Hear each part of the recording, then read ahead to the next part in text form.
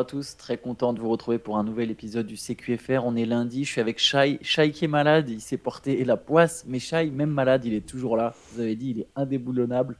Euh, Shai, il y avait 5 matchs, il n'y avait que 5 matchs la nuit dernière. On va commencer peut-être par le carton de Damian Lillard. Allez, ça Ouais, va me faire plaisir. Grosse victoire, enfin belle victoire des Bucks contre les Rockets, 128-119, la 14e en 16 matchs à domicile, pardon. 39 points, 11 passes de Damian Lillard.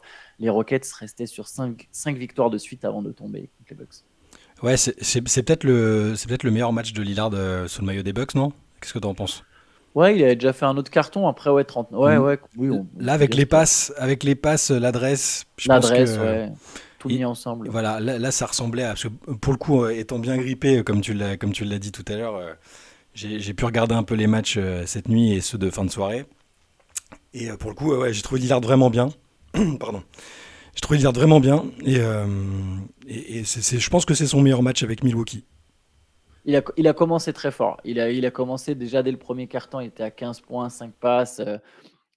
C'est vrai de toute façon, il prend ses marques. Les Bucks dans l'ensemble sont en train de, comment dire, de monter en puissance. Ils sont deuxième à l'Est. Il y a eu un très bon Middleton aussi sur la fin. Dans le quatrième carton, il met 14 de ses 20 points dans le quatrième carton. Ouais. Giannis a mis 26 points, 17 rebonds. Il est devenu le meilleur rebondeur de l'histoire des Bucks. Il est aussi le meilleur passeur et le meilleur marqueur de l'histoire des Bucks. Il enchaîne Il y a que en ce moment, il enchaîne. Hein. Avec le record il s'est fait le record ouais. de Michael Red. Là, il passe Jabbar en plus au nombre de rebonds. Est-ce que tu connais les trois autres mecs qui sont numéro un de leur franchise au passe, points et rebonds? Ouh là là. Passe-point rebond, passe-point rebond, Il n'y en a que trois dans l'histoire. passe-point rebond. Bah, Enfin, quatre maintenant avec Yanis. Karl Malone. Non, Ah Karl non, Malone, passe. Ah non, il y a ah les non, passes. Ben il non. serait pas meilleur Ben non, passeur il n'y a déjà. pas les passes. Ben non, évidemment. Ben non, je sais pas, dis-moi, écoute. Allez, il y a LeBron James à Cleveland, Oui, bah oui, évidemment. Michael Jordan à Chicago et Kevin Garnett à Minnesota. Évidemment, Donc c'était avec logique. Yanis, c'est les quatre mecs qui sont numéro un dans toutes ces catégories. Mais ouais, bon, les Bucks, ça marche pas trop mal. C'est quand même une belle victoire contre Houston, même si Houston était effectivement en déplacement, hein, et que c'est pas non plus l'équipe la plus redoutable de la ligue, mais les Rockets restaient sur 5 victoires de suite, et c'est une belle défense Houston. Alors Dylan Brooks s'est fait expulser, et Ime Udoka aussi, mais enfin, ils se sont fait expulser, il restait 39 secondes, hein. mais, euh, mais voilà, ça les a pas empêchés d'aller mettre leurs 128 points, les Bucks, donc non, franchement, belle perf. Très belle, pour revenir sur Dylan Brooks, très belle coiffure avec le logo des Rockets maintenant dessus. Là, je sais pas si t'as vu, mais dans le, dans, dans le coiffure game, il est bien, Dylan. Allez, on peut enchaîner. Alors, on peut parler du match de Victor Wembanyama. C'était un match qui était assez tôt, euh, qui a peut-être été vu par plusieurs de nos auditeurs. Les Spurs ont perdu, ils ont pris une branlée, on va dire ça comme ça, contre les Pelicans. Oui. 146-110, c'était encore un peu près serré à la mi-temps. Mauvais premier quart-temps, mais ils avaient fini par recoller un petit peu. Il y avait 10 points d'écart à la mi-temps. Ouais. Et derrière, les Pelicans ont mis une piquette à la défense des Spurs. Ils mettent 85 points en deuxième mi-temps. 22 paniers à 3 points, record de franchise. 26 points de Brandon Ingram, 29 de CJ McCollum. Wembanyama qui finit en double-double, 17 points, 13 rebonds, 4 passes, 4 contres. Mais bon, voilà, les Spurs qui avaient mis fin à leur série de défaites repartent direct avec une nouvelle valise. Il y avait un peu l'euphorie après la victoire contre les Lakers, à juste titre. Hein, quand tu perds autant de matchs, c'est logique d'être aussi d'être content. Mais là, ouais, là, ils sont retombés dans leur travers et c'était à nouveau opération porte ouverte contre une équipe qui offensivement peut te faire très très mal. Et là, c'était McCollum et Ingram qui ont été les plus percutants. Bon, ça va être le quotidien des Spurs. Malheureusement, cette année, je crois qu'ils peuvent très bien refaire une série de 10 défaites et il y aura à nouveau de l'euphorie quand ils vont en regagner un. Et c'est bon. On est toujours dans le développement. Wembanyama, enfin, il a été plutôt bien encore une fois. Hein. C'est toujours on se répète même dans les performances mauvaises et médiocres collectivement, il reste quand même satisfaisant individuellement. Il fait comme il peut. Ses stats, je veux dire, il fait un peu de tout. Hein, 17 points, 13 rebonds, 4 contre 4 passes, c'est quand même, c'est quand même pas mal. C'est toujours aussi frustrant collectivement. Hein, il l'a dit à nouveau, mais c'est le lot d'une saison de 82 matchs et il y a encore beaucoup, beaucoup de moments compliqués à traverser, mais ça servira sur le long terme. Ouais, j'ai regardé le début. Mm. Il a marqué très vite 6 points dans la raquette. Ouais. Il y a une volonté de jouer de près. Les Pelicans sont ajustés. Honnêtement, le premier carton, il y a un moment, j'ai lâché. Ça jouait. Enfin, j'ai lâché, pardon. J'ai lâché au début du deuxième, du coup. Mm. Parce que ça jouait vraiment très mal, quoi. Je me disais, franchement, autant dormir ou faire autre chose que regarder de la bouillie de basket. Même bon, les Pelicans ne donnaient pas forcément envie de rester réveillés plus longtemps. Après, au final, ce qui est ironique, c'est que je suis revenu un peu plus tard, mais ouais, c'est pas toujours facile. Tout ça pour dire que c'est pas toujours facile de regarder les Spurs, Ah non, ça c'est sûr. euh, même pour Wembanyama. Quand il est là, ça va à peu Oui, près. Quand il est là, tu te dis, ah, ouais, est-ce qu'il quand va il est pas nous sur le faire un petit terrain. truc? Mais bon, globalement, c'est compliqué, oui. Ouais, vivement qu'il y ait des meilleurs joueurs autour de lui quand même. Je pense que ça va être. Je pensais que Vassell, déjà Vassell qui sortait d'un bon match. Keldon Johnson, c'est un bon joueur aussi. Mm. Je sais pas, mais ça manque de. Je pense que c'est des joueurs intéressants, mais ils sont intéressants quand il y a plusieurs mecs autour d'eux capables de leur faire élever leur niveau de jeu en fait. C'est pas Vassell ou Johnson qui vont forcément élever le niveau de jeu de l'équipe. En tout cas, pas à ce stade pour Vassell. Johnson, on ne sait pas, est-ce que peut-être à un moment ça viendra. Wembanyama, oui, il élève un peu le niveau des autres, mais il faut plus de joueurs capables d'élever le niveau des autres parce que sinon. Wembanyama, il leur crée des lignes de drive. La défense est tellement concentrée sur lui que ça ouvre Mais voilà, les Malaki, Branham, etc. Enfin, même Jérémy Sohan, que je trouve intéressant, c'est pas forcément des mecs qui élèvent le niveau de jeu de leur Moi, coéquipier. j'aimerais bien voir. À la limite, si on part du principe qu'il faut garder ce noyau-là, tu les mets avec un meneur de type niveau All-Star ou l'NBA. Bon, c'est facile dit comme ça paraît évident, hein, mais et avec un peu plus d'expérience ensemble, plus Wembanyama qui aura aussi pris d'expérience. Là, ça peut peut-être faire quelque chose, mais ça manque. Ouais, je trouve que ça manque d'un chef d'orchestre en fait. Je sais même pas si même. Enfin, oui, oui, si, tu as raison, complètement. Il manque un meneur, mais je pense qu'il faut même plus que ça. Pas juste un meneur. Hmm. Après, oui, c'est le poste là où ils sont le plus faibles, mais je pense que ça manque de joueurs qui rendent les autres meilleurs. Un meneur, oui, oui, bien sûr, évidemment. Après, juste, si c'est un meneur distributeur, c'est bien. Si c'est un meneur scoreur, de toute façon, ça créera des espaces parce que ça fera un danger de plus. Mais ouais, ouais, je pense dans l'ensemble, vraiment, ça manque de talent au final, les Spurs. Plus que ce que j'aurais imaginé, personnellement. Ouais, parce que Je pense on était que tous ça, un peu cette comme équipe ça, je meilleure pense, que hein. ça. En fait, on se disait tous, ah, il y a un scénario où, avec un Wembanyama qui est déjà à niveau, peut-être All-Star et Ah, ça, tout. je vous avais dit que c'était du rêve. C'est vrai, Le c'est vrai. play-in. Le play-in, aucune chance à l'Ouest. Ouais, Mais plus fort que ça, par contre. ouais, c'est vrai. Mais ouais, 4-21, c'est compliqué. Enfin bref. Pardon, le mec qui tenait à rappeler, non, non, le play-in, vous avez dit que c'était mort. Non, mais tu fais bien, hein, parce qu'on était. Alors, aucun d'entre nous, dans les pronostics, je crois, les a mis même en play-in, hein. Mais par contre, c'est vrai que je voyais peut-être à un moment un scénario où ça se passe bien, où Wembanyama est très fort, où autour ça clique mieux, mais non, non, on n'est pas du tout là-dessus. Ouais. Moi, je pensais aussi qu'il tiendrait plus longtemps dans la course, par contre. Ouais, ah, Je suis assez ça a été très surpris. vite compliqué. On peut enchaîner avec. Il y avait un choc à l'Est entre Boston et Orlando. On peut parler de choc maintenant entre Boston et Ouais, Orlando. Presque. incroyable. C'est deux équipes qui sont dans le top 4. Les Celtics ont battu le Magic 114-97. Ils ont notamment accéléré dans le quatrième quart-temps. C'est Jalen Brown qui a mis l'impulsion finale. Il a mis 17 de ses 31 points dans le Money Time. Ouais. Il y a eu un gros match de Paolo Banchero pendant les 3 premiers cartons, justement. Ah ouais, il était Banchero chaud, qui a hein. fini avec 36 points, il était très très chaud au début, c'est un peu calmé ensuite, parce qu'au final, il finit à 14 sur 30 au tir. Mm. Mais voilà, après, voilà, Franz Wagner fait 3 sur 14. Il y a pas mal de. En fait, offensivement, j'ai l'impression qu'il y avait un peu que Banchero, pour être honnête. C'est exactement ça. Alors c'était très, vraiment, t'as raison de dire, c'était très fort pendant 3 quarts temps. Il avait un niveau, il a un niveau All-Star, c'est simple. C'était vraiment, il mettait ce qu'il voulait, il trouvait ses positions, il était agressif comme jamais quasiment cette saison. Et après, ça s'est un peu calmé. Mais j'ai quand même bien aimé le fait qu'Orlando se frotte, pose quand même quelques difficultés à Boston, qui est invaincu à domicile. C'est super Ouais, dur d'aller jouer à Boston. Ils sont tellement sereins à domicile. Ils sont à 14 sur 14 cette année. 14 sur 14. Ouais. Voilà. Donc ils les ont regardés dans les yeux et ça a été plus compliqué après. C'est un match où Wagner passe à côté, mais moi ça m'a plutôt rassuré. Et Boston prend du coup, provisoirement en tout cas, la première place au général à Minnesota. Ouais, ouais, bon, de toute façon, je pense que c'est la meilleure équipe de la ligue. On le Mm. répète plusieurs fois, mais 80% de victoire, c'est assez impressionnant. Ils déroulent. petite dédicace à Derrick White. Alors, il a mis que. Enfin, petite dédicace. Si tu Il a nous mis. écoutes. Si tu nous écoutes. Il met 10 points. Il met 3 blocs. On parlait beaucoup de la perte de Marcus Smart, à juste titre, je pense, parce que c'était quand même leur meilleur défenseur. Alors, on se doutait que Holiday compenserait en partie sur le leadership, sur la défense, etc. Mais le meilleur défenseur des Celtics, c'est Derrick White, en fait. Enfin, après, Holiday sera leur meilleur défenseur et sera celui qui se chargera des attaquants adverses en playoff, etc. Mais je pense qu'actuellement, leur meilleur défenseur, actuellement, sur ce début de saison, c'est Derrick White. Il est Il est tellement vraiment précieux. impressionnant. Il est Ouais, tellement c'est précieux dans tout. En incroyable fait, comme joueur. il facilite tout. Il défend extrêmement bien. Il leur apporte exactement ce qui leur manque quand ils en ont besoin. Et c'est pas un mec qui a un ego, qui a besoin du ballon, qui a besoin de shooter beaucoup. Défensivement, il a peur d'absolument rien. Enfin, il est capable de s'adapter à différents types de situations. T'as raison, moi j'étais plutôt inquiet sur le côté. La perte de Marcus Smart, moi c'était un peu dans le vestiaire, le côté leadership. C'est lui qui tapait un peu. Qui tapait du poing sur la table quand il fallait bouger Tatum et Brown.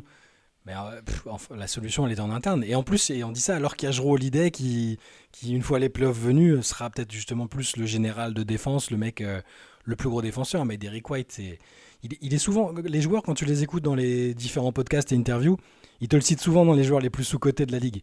Parce que je crois Ouais. qu'ESPN, ou je sais plus quel média a fait un top 100 encore il n'y a pas si longtemps, et il était même pas dans le top 100, je crois. Ouais. et à nouveau, désolé, ma mémoire me fait défaut, mais je sais plus lequel joueur des Celtics a dit, mais vous vous rendez compte, il est même pas dans le top 100. C'était peut-être Tatum d'ailleurs. Il est même pas dans le top 100 alors que bon voilà, c'est un des meilleurs joueurs de notre équipe, c'est un des plus importants et c'est un excellent joueur. Je sais Il pas est vraiment hyper précieux. j'arrive pas à savoir s'il jouait ailleurs qu'à Boston avec un rôle plus important, qu'est-ce que ça donnerait comme type de joueur. Tu vois, Bah, à San Antonio où il était avant, qu'est-ce que ça aurait donné, mais il est parfait à là, Boston. aux Spurs, il serait parfait, en fait.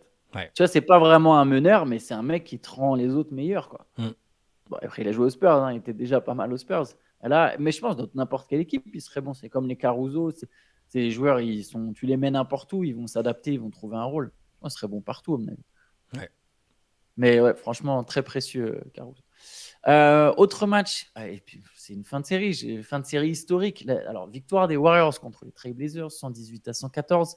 Mais c'est un match que les Warriors ont gagné malgré 7 points de Stephen Curry. Ouais. 2 sur 12 au tir et surtout 0 sur 8 à 3 points. Après 268 matchs de saison régulière consécutifs avec au moins un panier à 3 points, Stephen Curry n'a pas marqué. C'est de très loin la plus longue série de l'histoire, sachant qu'il a la deuxième plus longue série, c'est 157 matchs. C'est complètement dingue. Et la plus longue, c'est donc 268. Mais ouais, Curry est passé à côté de son match, mais victoire des Warriors contre les Blazers. Ouais, victoire poussive quand même. Mais bon, alors c'est bien qu'ils aient gagné malgré un Curry qui est passé à côté. C'est bien que Wiggins ait choisi ce jour-là pour faire un bon match aussi, parce qu'il met 25 points. Mais bon, sur la fin, ils sont. Si je dis pas de bêtises, j'essaie de me souvenir devant le match. Une des dernières possessions, ils sont encore à peu près un peu en danger et il y a Podziemski qui défend bien, qui provoque un passage en force, je crois. Ils ont quand même eu un peu chaud, quoi. Enfin, c'était pas si facile que ça, les Warriors. Et Stephen Curry qui a lassé aussi, hein, qui a manqué un lancer décisif. Ouais. Podziemski, il a fini avec les 2 derniers lancers. J'ai pas vu la fin du match perso. Mais en tout cas, ouais, victoire des Warriors. Alors, je vais donner les stats. 28 points de Klay Thompson à 11 sur 16 au tir. Il est bien en ce moment. 25... Il est ouais, bien. il est mieux. Il est mieux. Et 25 points d'Andrew Wiggins qui, effectivement, s'est réveillé au bon moment. Wiggins, alors oui, pour Thompson, juste pour Thompson. C'est vrai que sur les derniers matchs, c'est 30, 24, 28. Là, pour le coup, on a vraiment du grand Klay Thompson. Après, pour Klay, on l'a souvent dit, hein, des passages à vide comme il a eu sur ce début de saison, il en a chaque année. Chaque année, il y a des moments où Klay, en fait, il passe complètement à côté de ses matchs, puis il finit par se réveiller. Après, le truc, c'est que souvent, ça ne coïncidait pas avec des mauvaises séries des Warriors. Là, c'était encore plus exposé. Il a l'air d'être sur une bonne période et lui, on sait, une fois qu'il est en confiance, tu l'arrêtes plus. Et oui, Wiggins, son passage sur le banc, est-ce que peut-être ça va le pousser à se réveiller, quoi. Est-ce qu'il va enchaîner est-ce qu'il va continuer sur cette lancée? Parce que si c'est le cas, ça relance quand même beaucoup de choses pour Golden State. Ah, bien sûr. Mais j'écoutais encore pas mal d'émissions récemment où c'était un peu le sujet là, entre la suspension de Draymond et et la forme, enfin, les résultats un peu douteux des Warriors. Ils se demandaient s'il n'y avait pas la fameuse fin de cycle, fin d'épopée pour les Warriors. Ils cherchaient tous les signes et ils se disaient, bon, il y a encore Curry qui est fiable et tout. Et puis là, c'est un jour où il y a sa série qui prend fin, où il n'est pas très très.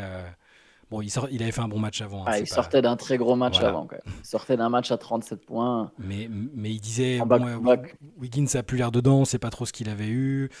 Clay est irrégulier. Bon, au final, bon, si Clay et Wiggins déjà se remettent la tête à l'endroit, Draymond, on verra, hein. Écoute, c'est très récent, on sait pas du tout combien de temps il sera écarté de l'équipe, s'il va vraiment faire les démarches qu'il faut.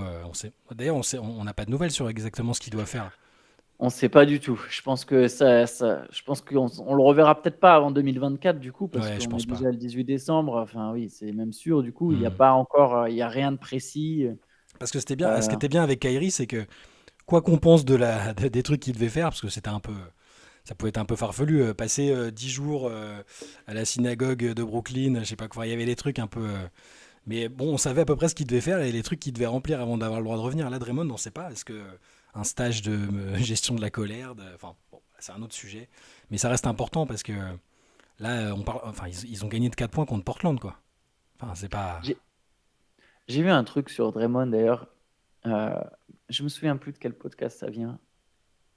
C'est pas un podcast habituel d'Arenas ou quoi, c'est un autre podcast où un mec qui disait que c'était quand même un peu dur de parler de voir un psy, etc. Tu sais, Mhm. dans le sens où Draymond, dans sa vie personnelle, tu vois, il n'y a aucun problème en fait. En tout cas, aucun problème connu, parce A que priori, ouais. j'imagine qu'il y en a sans doute, mais il disait ça dans le sens, bah ouais, il n'y a pas de violence conjugale, il est là pour ses enfants, etc. Il n'a pas de démêlé avec la justice. Et on est là à dire, ah, faut qu'il fixe his life, fixe his life, fixe his life, Mhm. aller voir un psy, changer sa vie, mais sa vie, a priori, en dehors du basket, a l'air quand même plutôt stable, Ouais. du moins à première vue, parce qu'après, évidemment, il y a les apparences, il y a la réalité, on n'en sait rien, mais à première vue, et que du coup, et c'est vrai que, bon, je pense quand même que Draymond a besoin je sais pas, de se calmer, en tout cas, je sais pas exactement ce C'est qui pas se passe facile dans à sa tête. identifier parce que c'est ce qui a fait sa force pendant des années, le côté un peu barge à défendre avec de l'intensité et tout, donc c'est pas facile. Après, c'est vrai qu'il a quand même vraiment dépassé les limites en Ouais. peu de temps, plusieurs fois. Mm. Et donc, il y a peut-être, c'est peut-être d'ailleurs le signe que quelque chose ne va pas dans sa vie, on n'en sait rien, mais ouais, je trouvais ça intéressant ce qu'il mettait en avant, le gars, de dire bah ouais, calmons-nous, il doit absolument avoir un psy ou fix his life.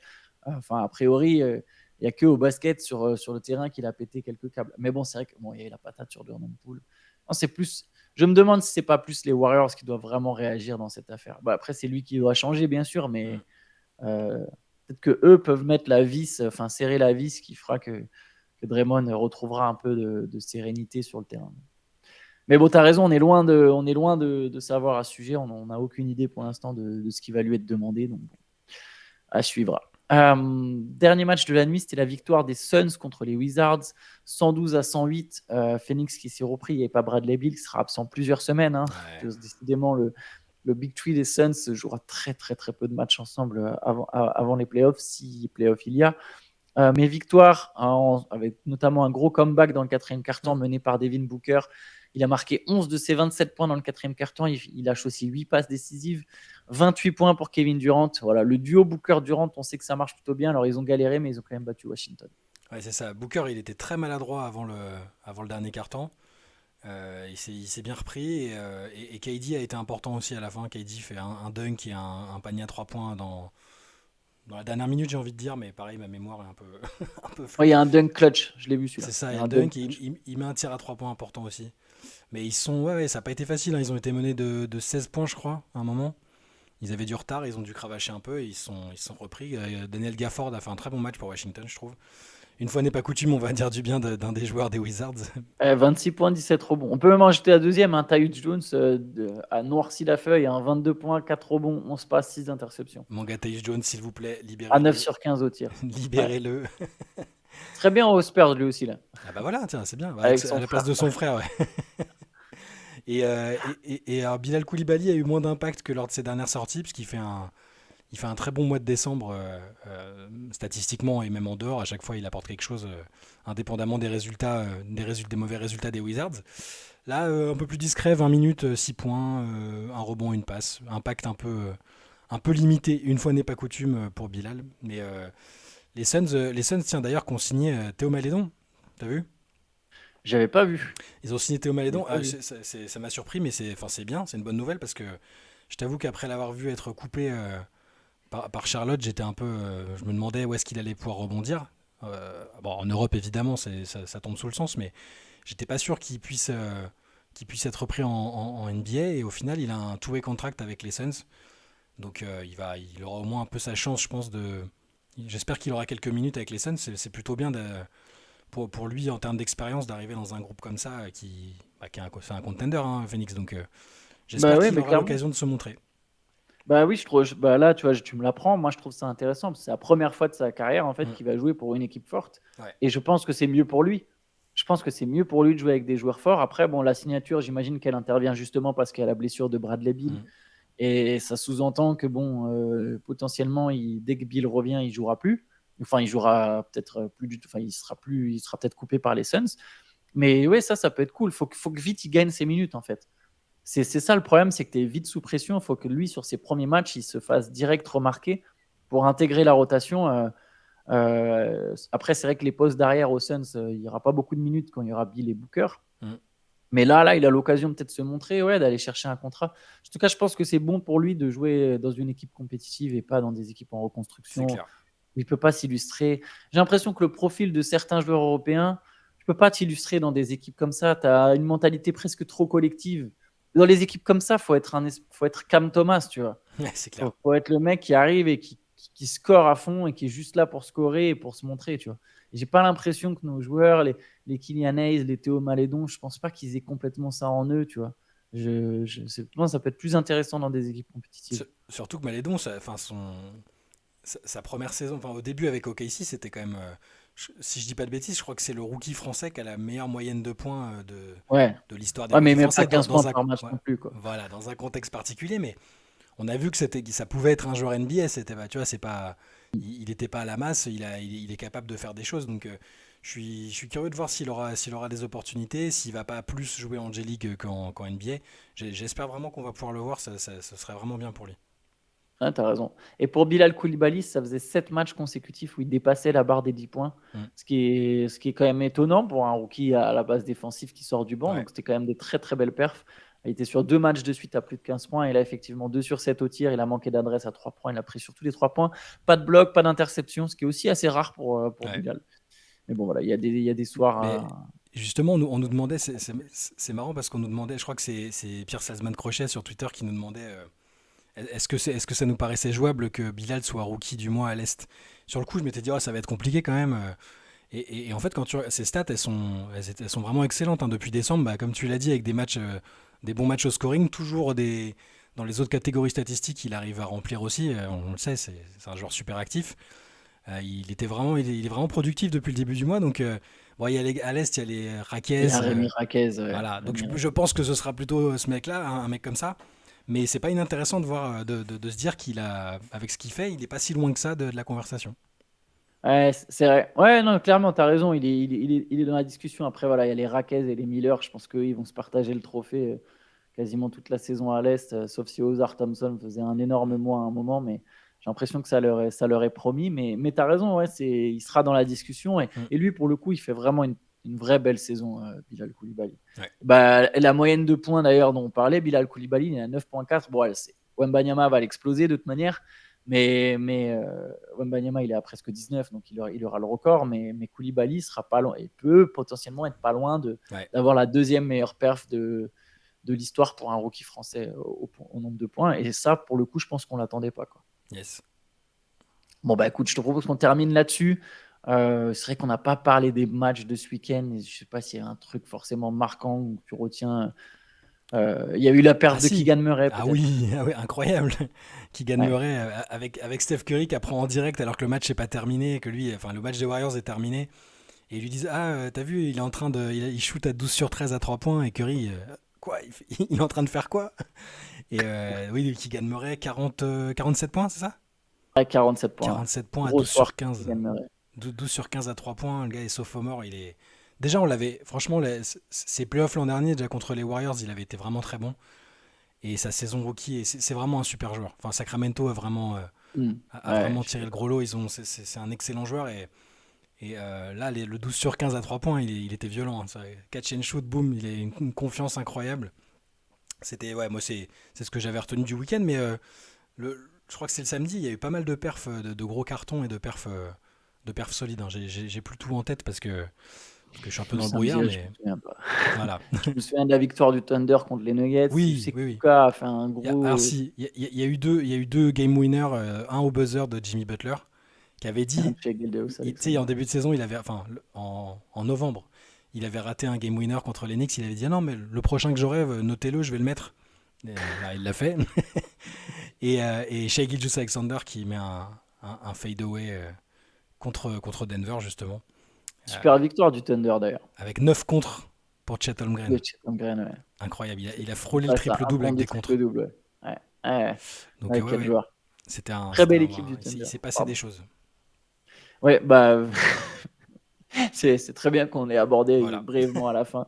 Euh, la rédaction n'est pas au top de sa forme, on va pas vous mentir, mais bientôt les vacances, on récupérera peut-être un petit peu. A priori, pour l'instant, on sera toujours là. Donc, vous pouvez continuer à checker le matin sur YouTube. Il y aura toujours des CQFR. On sera sans doute plus tranchant dans les semaines à venir, dans les jours Absolument. à venir.